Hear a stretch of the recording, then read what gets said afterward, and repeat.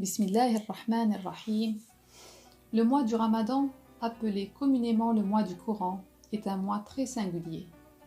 En effet, durant ce mois, Dieu ouvre les portes du paradis, ferme les portes de l'enfer et répand sur ses serviteurs de nombreuses bénédictions.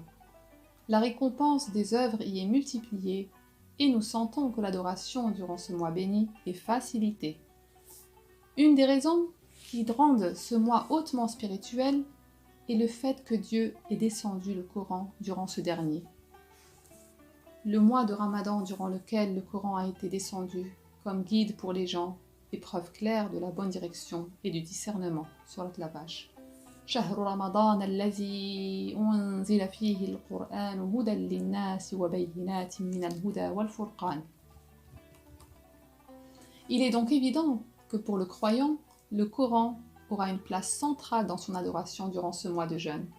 Ce sera l'occasion d'approfondir ce lien avec la parole de Dieu à travers sa lecture, son écoute, sa récitation et sa méditation.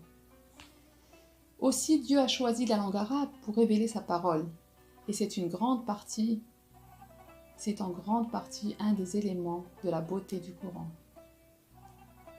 Alif Lam Ra, ce sont là les versets du livre explicite. Nous l'avons révélé en langue arabe afin que vous puissiez le comprendre. Surat Yusuf. Alif Lam Ra, tilka ayatul kitabil mubin. Inna anzalnahu Qur'anan arabiyyan la'allakum ta'qilun. De l'avis de tous les commentateurs, musulmans ou non, le style du Coran est un chef-d'œuvre inégalé. Concision, harmonie, éloquence, rythme, beauté, etc. Je ne m'étalerai pas sur la valeur de cette langue si riche. Retenons juste que la langue arabe est une clé pour avoir accès au Coran.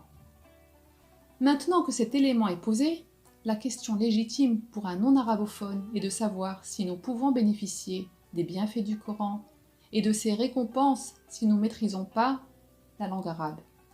Pourrons-nous en profiter autant? Est-ce que notre rétribution sera moindre?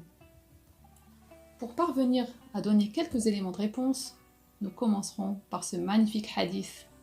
La mère des croyants, Aïcha radiallahu anha, a dit: le messager de Dieu sallallahu alayhi wa sallam a dit: celui qui est habile dans la récitation du Coran est avec les anges nobles et bons, et celui qui récite le Coran avec hésitation et difficulté recevra une double récompense.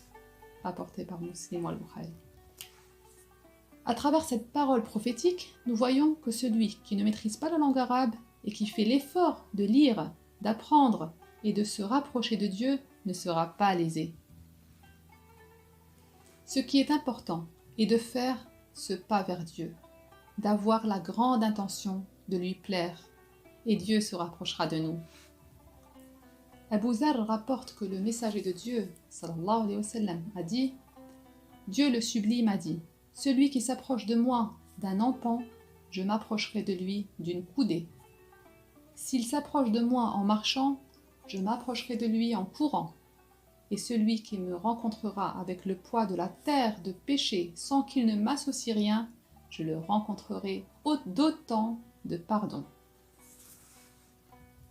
Dieu n'aimait pas de distinction entre ses serviteurs, si ce n'est la sincérité et la piété du cœur. Dieu nous explique qu'il n'y a pas de barrière entre lui et ses serviteurs. Si mes serviteurs t'interrogent à mon sujet, qu'ils sachent que je suis tout près d'eux, toujours disposé à exaucer les vœux de celui qui m'invoque, qu'ils répondent donc à mon appel et qu'ils aient foi en moi, afin qu'ils soient guidés vers la voie du salut. وَإِذَا سَأَلَكَ عِبَادِي عَنِّي فَإِنِّي قَرِيبٌ أُجِيبُ دَعْوَةَ الدَّاعِي إِذَا دَعَانِ فَلْيَسْتَجِيبُوا لِي وَلْيُؤْمِنُوا بِي لَعَلَّهُمْ يَرْشُدُونَ. Dieu nous montre dans ce verset que sa proximité est le fruit d'une demande sincère. C'est élan du cœur qui cherche à trouver Dieu et à gagner son amour. Ici, pas d'apparence, pas de barrière de langue, c'est bien la volonté et la véracité de l'intention qui priment.